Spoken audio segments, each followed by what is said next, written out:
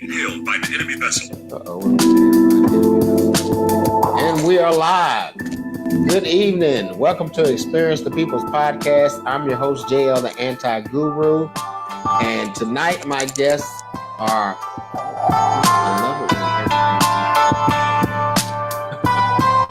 We're having some technical difficulties.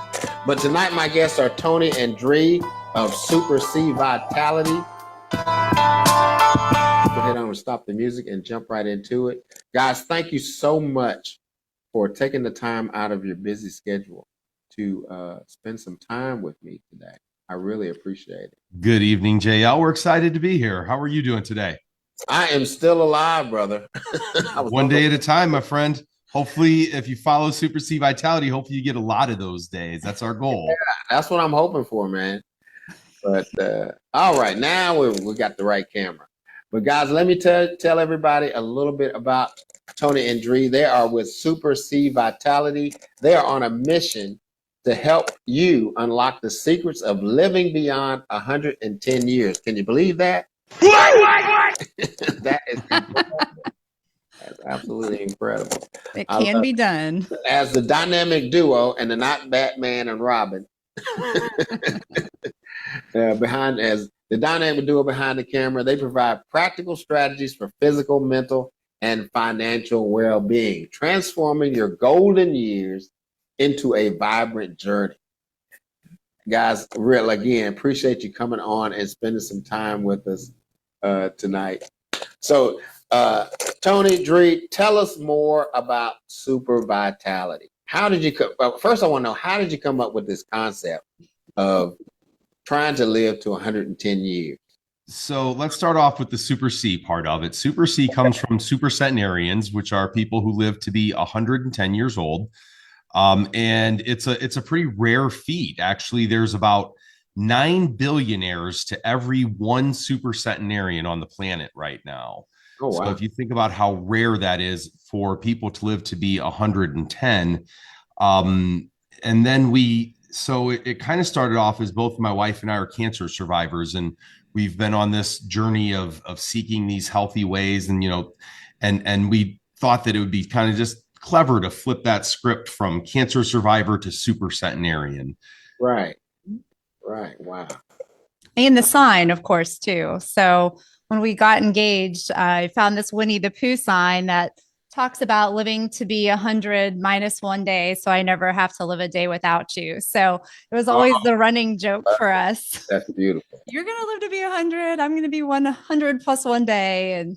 And then we aspire for greatness. So made it 110.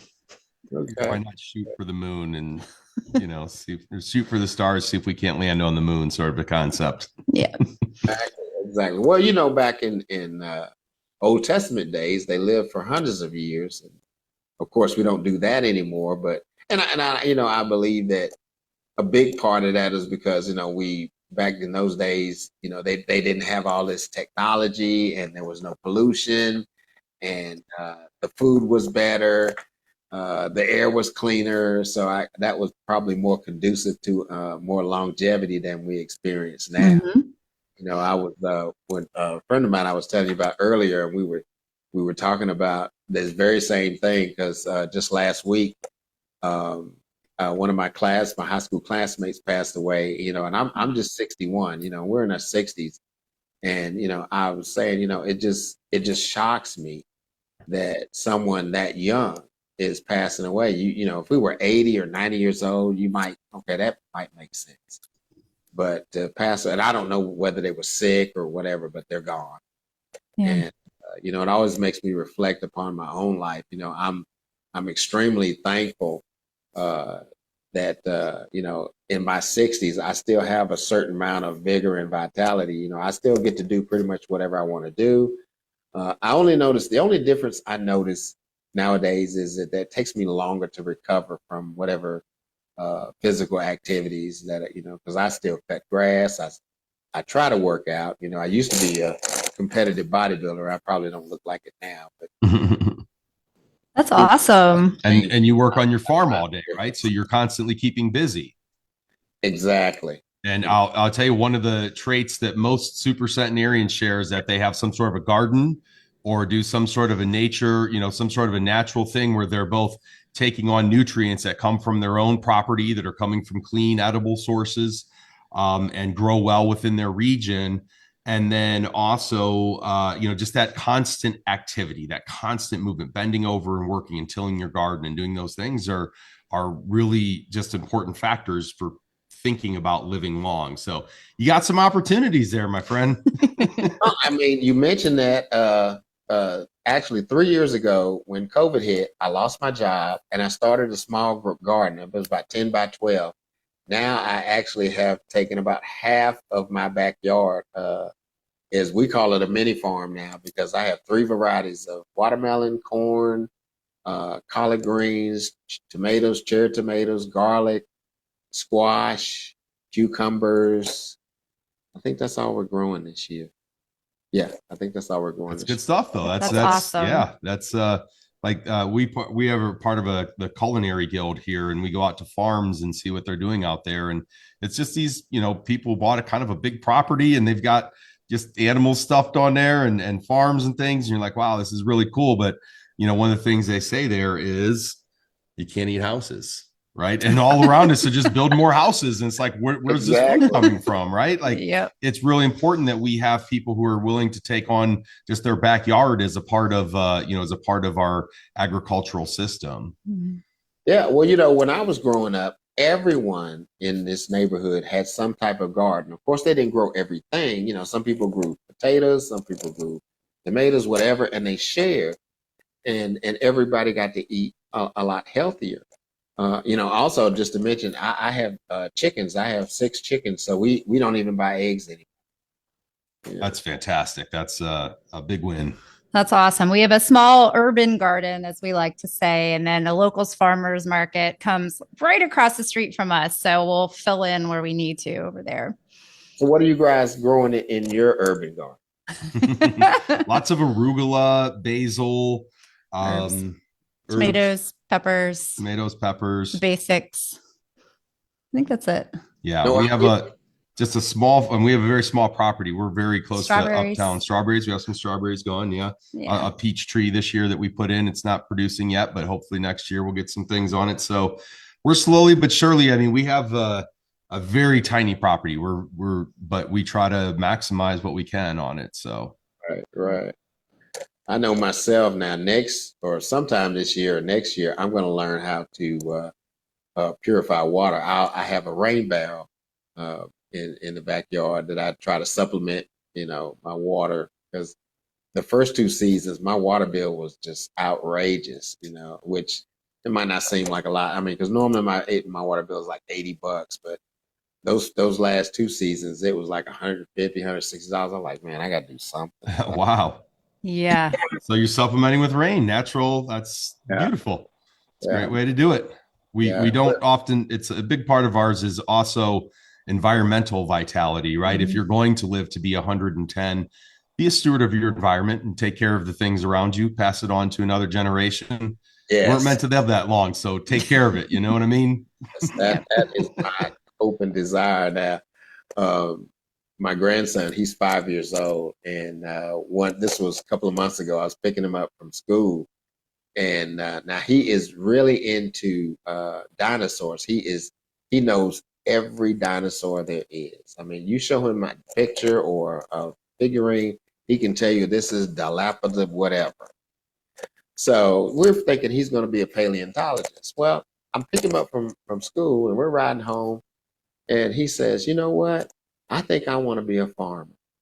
And I had no idea he was watching me like that, because he comes out into the field. I don't really let him do a whole lot because he mainly steps on everything more than anything else. But he loves the chickens, and I mean, that was really heartwarming because none of my other nieces or nephews have expressed the desire to even come out here and work in this soil, And I'll admit myself, if you had asked me 4 years ago what I'd be doing, and I'd be like, "You're out of your mind. I'm not getting my hands on it." It's fun to watch things grow.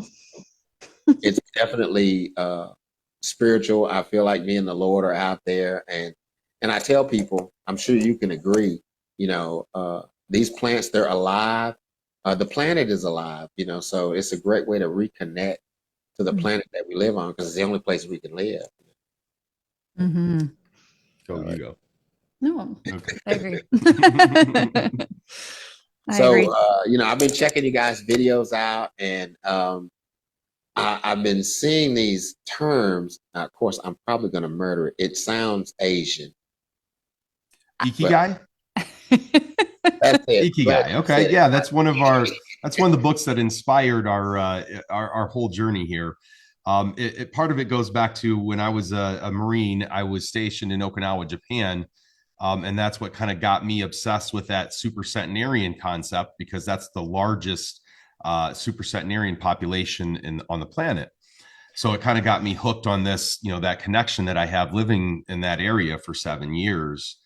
Tell a little bit more of the story. Yeah, Ikigai is all about just your purpose in life and finding your purpose. So it ties in a little bit with financial vitality in that a lot of centenarians don't really ever retire. They keep working and doing something. So if you have Ikigai and you have your true sense of purpose, the saying, you never have to work a day in your life, right? But you can continue working for longer. So it's really flipped my mindset. I was all about the FIRE movement, right? Like financially independent, retire early, like let's be done and just hang out. But truthfully, if we want to live to be super centenarians, we shouldn't do that, right? Or we should have another purpose in our life or your Ikigai. Something that keeps you doing and active, right? Yeah. Most important is active and keeps your mind moving. Right. Not too stressful, but just stressful enough, right? If you're always thinking like you got to solve something, it's really important, right? It keeps that brain fresh, and mental vitality, financial vitality, and physical vitality all sort of tie in very, very, very convienially there. Yeah, I think when I used to compete, I remember and of course I was in my 40s at that time, and there was a guy I think he was the age that I am now, and he looked really great. And but no, there's a better story. When I worked at the Y, this gentleman came in. He was 83 years old. When he came into the gym, he said he had never worked out a day in his life, never been to the gym. And I asked him, I said, well, why'd you decide to come now? And he said, well, all of my friends have passed away. My wife's passed away. And he said, if I felt like if I sat down on that couch, that's where they find me.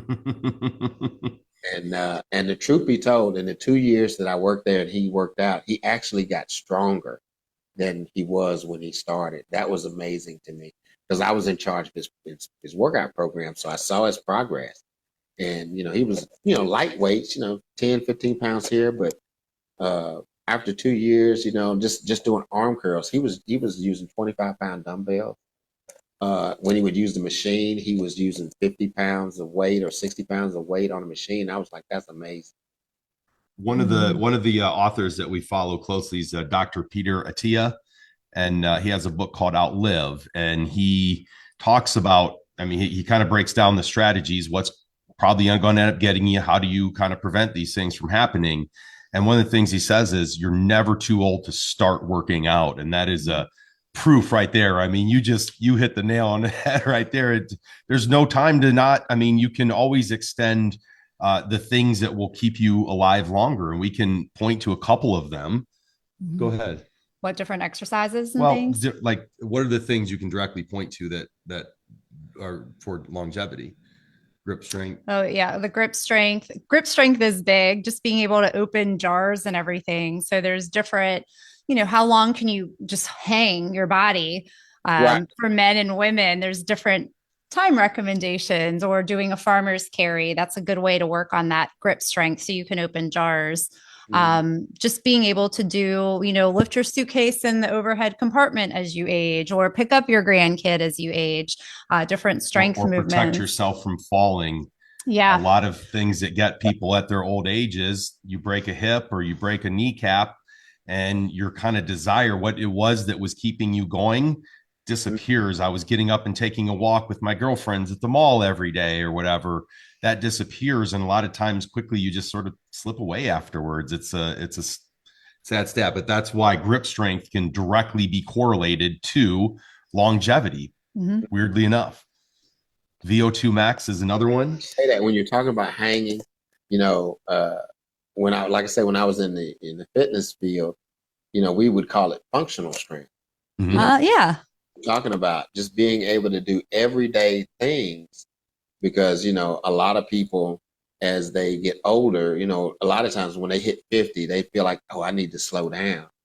And I used to tell some of my people in the gym, I said, no, you need to, if nothing else, you need to speed up, you know, and push yourself, because this body was originally made to last forever, you know, and the only reason why it doesn't is because of the fall and all of that kind of stuff. But even inside of its fallen state, it continually rejuvenates itself. I mean, we grow hair. Of course, mine is gray now, and don't get too much growth up here. But anyway, you know, you grow nails. You know, you cut yourself, your skin repairs itself. So it is made, and it's the only machine I know that the harder you work it, the stronger it gets. And repairs itself. Yep. Yeah. You know. So true. So we're trying those longevity or functional exercises, as you say, and incorporating those into our normal routine. We've done some shorts on them.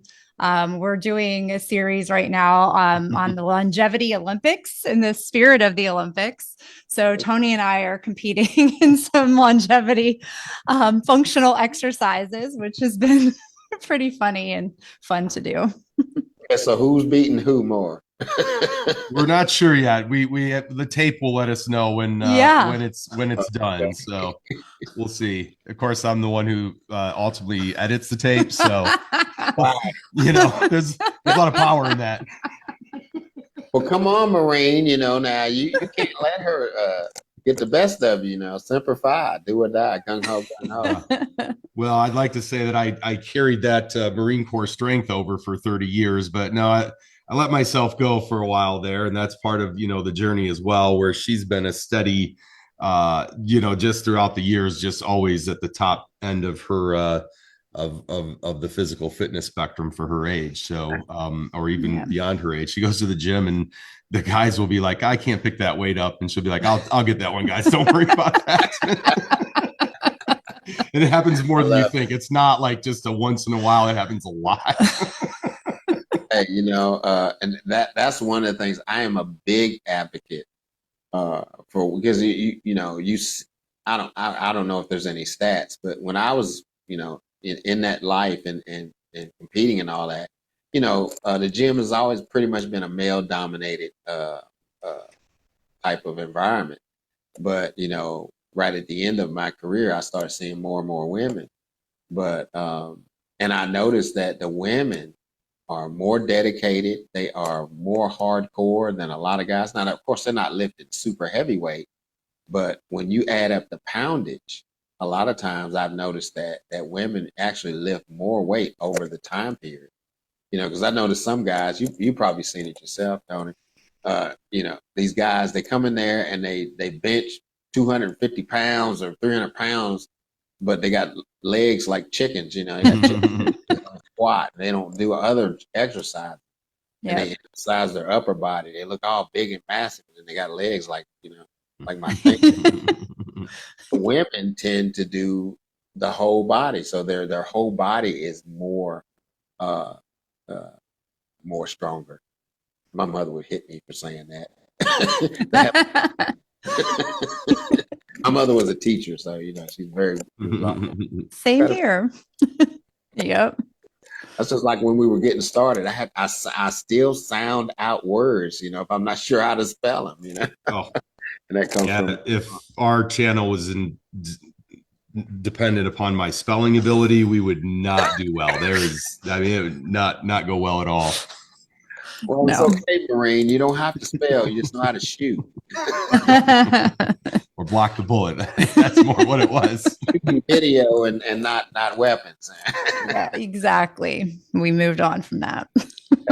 Definitely. Guys, you are so funny. I'm really enjoying this interview. Tell me a little bit more about some of the secrets about how to get to 110. I know we just hit the tip of the iceberg here. Yeah. Absolutely. Go ahead. Yeah, I think, for the physical vitality component, we talked a lot about exercise, nutrition, certainly. I think another big one that we're enjoying right now is on sleep and making sure you get enough sleep. That's very important for any cognitive issues that you may have, and certainly repairing your body and things like that. So we're putting a focus on that. The mental vitality, I think the ikigai is certainly part of it. Continuous learning, which is, just keeping your mind sharp, Right. expressing gratitude, being thankful for what you have, just living that like spiritual life, if you will. Some sort of spirituality is generally tied into longevity. Sorry, go ahead. Should shoot for. Could you say that again? I'm sorry. I'm saying, what do you think would be the optimal amount of sleep that people should shoot for in order to promote longevity? Between 7 and 8 hours. 7 and 9. 7 to 9, no more than 9. No more than 9. Suggest. Yeah. Okay. If you sleep more than 9, it almost does more damage than not sleeping enough, which is wild to me. But we have been on a quest. I mean, just to everything, like one step at a time. How do we improve our sleep? And I mean, from adjusting the temperature in our bedroom, making it cooler. She would always have to have it a little bit hotter, and I was always sweating. And now we've taken it down to about 65 is the recommended temperature to get a good night's sleep. We've purchased a better bed, better pillows. Dre has a pillow that she uses between her knees. We turn our phones off about an hour. No blue lights 30 minutes before the bed. The blue lights are really, really bad for sleep patterns. And when you start tracking things, now all these, I mean, we're in an age where we can track everything. It's really, really cool. And, the biggest lesson is take care of yourself, because it's all out there now. Your doctor's not going to figure it out for you. You got to kind of get out there and work with them. If you go in and say, hey, I sleep great, you probably think you do. But then if you're not really tracking it, you find out that you're not getting much deep sleep, or, you were up 5 times during the middle of the night. That's not normal. And you're like, oh, I sleep great, but are you really sleeping great? So yeah, great sleep is a big one. I have a Fitbit that I use to track my sleep. And, like I said, coming from a fitness background, I thought I was getting optimal sleep, but I was only getting anywhere from 5.5 to 6 hours. Mm-hmm. When I first started using it. I do a little bit better. I think I get like almost 7 now, because I go to bed earlier, because I used to stay up till like 12, watching videos or something. Yep. Consistent bedtime. Yep. That's an important. Mm-hmm.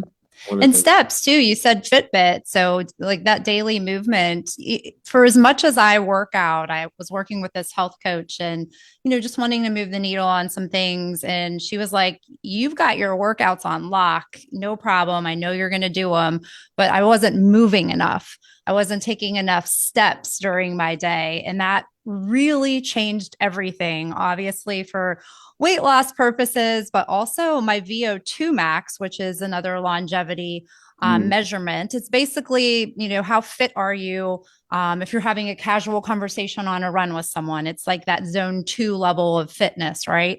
But even just by incorporating daily walks with Tony, my VO2 max became better. I guess maybe we're getting real excited and having heated conversations while we're walking, but it's improved my endurance, which is just fascinating. Just walking. Right. Now I know that I get regularly every day. I hit the 10,000 step mark without even trying hard.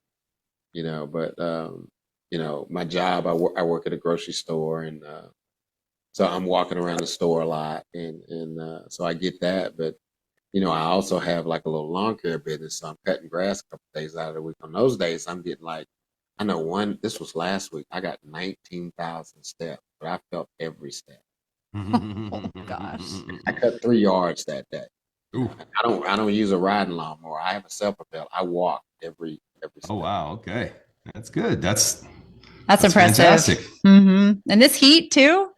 It sounds good, but I'm pushing. Well, I'm not really pushing that lawnmower, but and people say, "Well, you don't look 65," and I say, "Well, that's on purpose." You take care of yourself, and it shows. Yes, I do.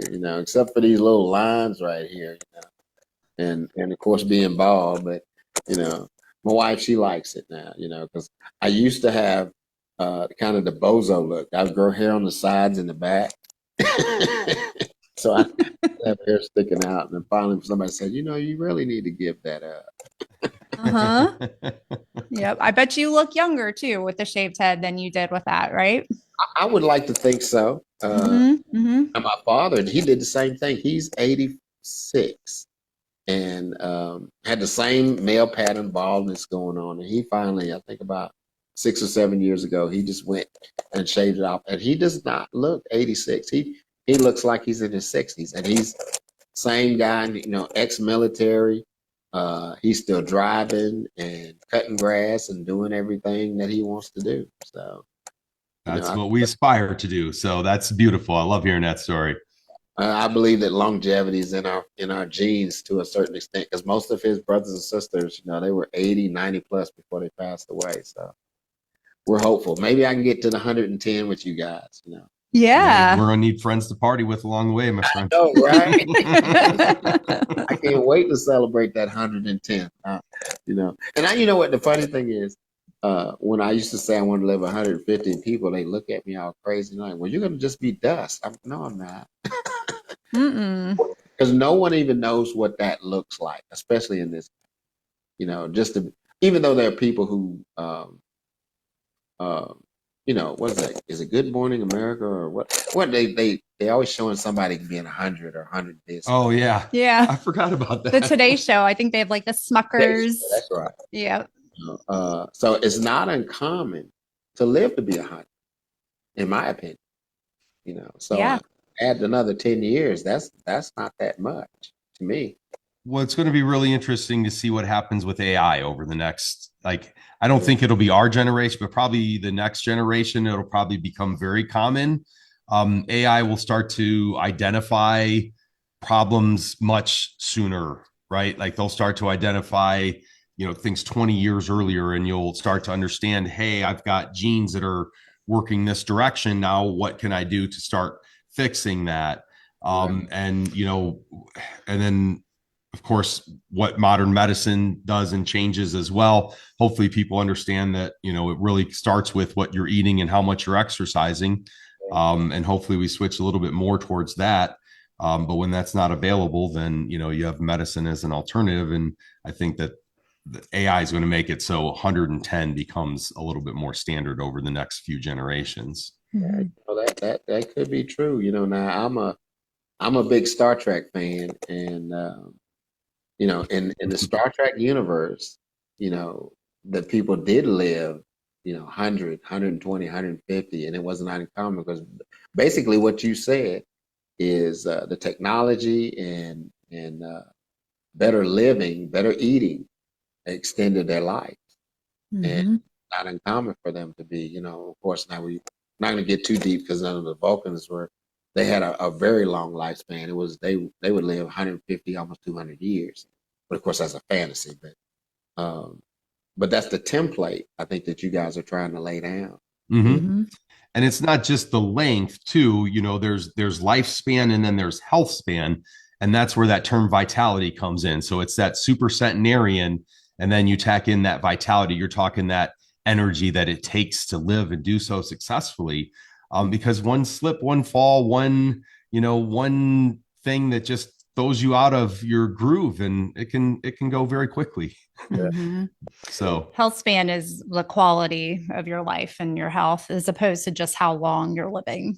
Yeah, exactly. I agree. You know, because that's what I'm going for. You know, I want to have, coining your term, I want to have a certain amount of vitality as I get older. I mean, you know, I'm 61 now, and in 20 years I'll be 81. I would like to have the same vitality at 81 that I have at 61. Still be able to do all of the things that I do now, because I think that's what people fear. Getting older is that, you know, looking at some people in the past, how their lives diminish as they get older.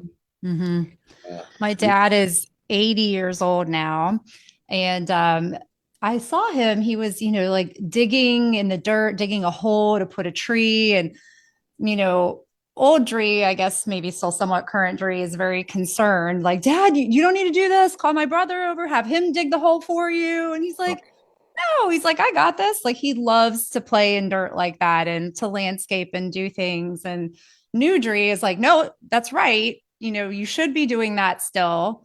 Maybe you're going a little slower. Maybe you're taking a break, getting some water, but he should be doing that. I want him to keep moving. And I love that he wants to keep doing those things too.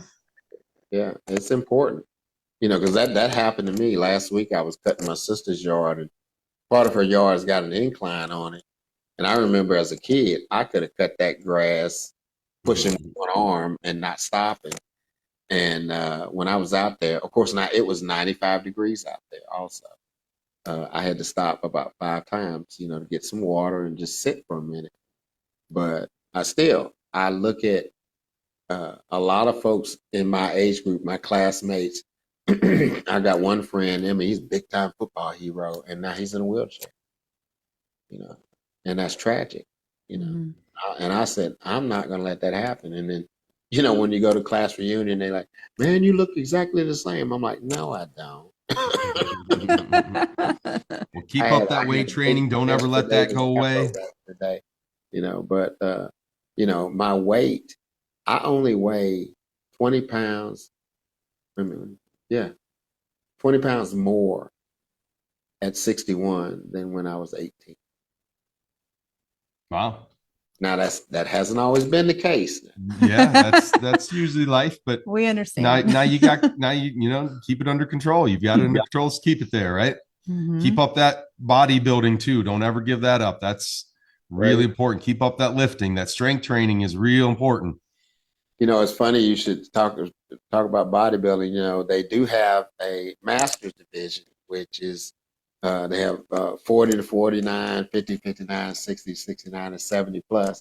And I just told my wife a couple of weeks ago, I said, you know what? I'm thinking about maybe trying to get into shape to compete. There you go. Maybe I can pick up another trophy. That'd be fantastic. We'd love to follow that along on your YouTube channel. Of course, like I said, I'm at 169 right now. So I would only have to lose about maybe 20 pounds to get into competition stage. But I don't know. It's just It's a good goal. It's good something to work for. Yeah, like I said, I don't know. I mean, I don't look the same, but who knows? I mean, I might be able to make a go of it. My competition will be a little bit less intense, that's for sure. Because real quick story, funny story. This is I did not make my weight because I normally at that time I was competing as a middleweight, and I didn't make my weight. I was at 180, so 180 and up is heavyweight. And I'm not a very tall guy. I'm only 5'7". So I'm standing up there with these heavyweight guys. And I mean, they're 6 foot plus, 200 plus pounds. And I look like a little boy standing up there. But the worst part about it, they put me in the middle. So you could really see how small I was compared to these guys. So, when we're all doing this double bicep pose, their elbows are right at my head. I was like, I'm gonna make my weight so I don't look like a little kid anymore. That's the lesson you won't forget. It's a possible goal. I don't know. The main thing is, like we were talking about, is to get into optimal shape and get rid of some of this excess weight, because I'm just carrying this weight around and it's not doing anything for me. It's all math. Yeah. No matter what age you are or what you're going through, it's all math. Yeah. How many calories in, how many calories out. Yeah, that's my other thing, man. I love microwave popcorn. Ice cream. Switch it to some air popcorn. Tony loves popcorn too. Yeah, well, it's not just the microwave. I got the Orville Redenbacher butter. You need to get some cows. But look, I don't eat it every day. Yeah. Maybe 2 or 3 times a week. But when I eat it, man, I'm shaking that butter. Keeping Orville in business. Guys, tell us more. There's got to be some more secrets. Give up some more. I don't want to give up all your secrets.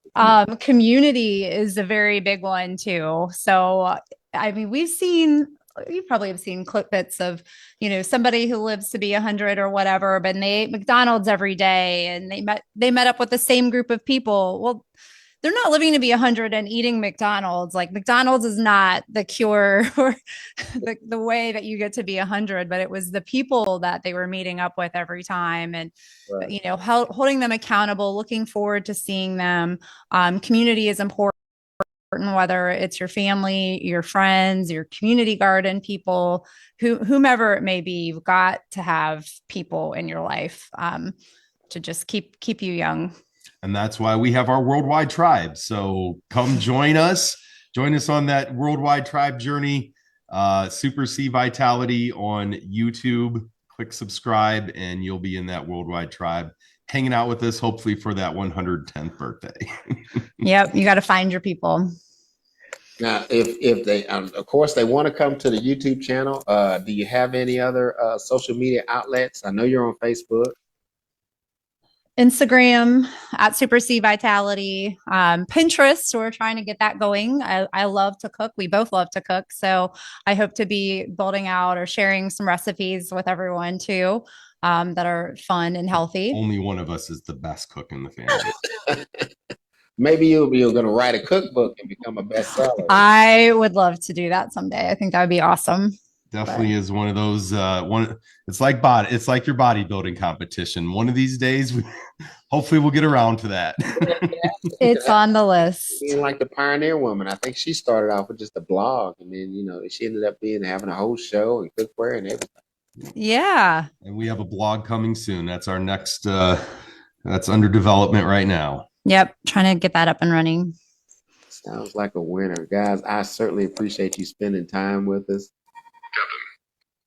Captain, incoming message. Uh-oh. Well, that's incoming message. That is our cue. Guys, if you want to get, if you're enjoying the content, please make sure you like, share, and comment. I go live every Monday at 7 p.m. Eastern Standard Time. Please go over to the channel at JL, the Anti-Guru. Make sure you go over and check my friends out, Tony and Dre at SuperC Vitality. Mm-hmm. And remember my 3 R's. Respect yourself, respect others, and always, always take full responsibility for your actions. We'll see you next week. Take care. Peace. Love Bye, you guys. JL. Thank Have a you. blessed one.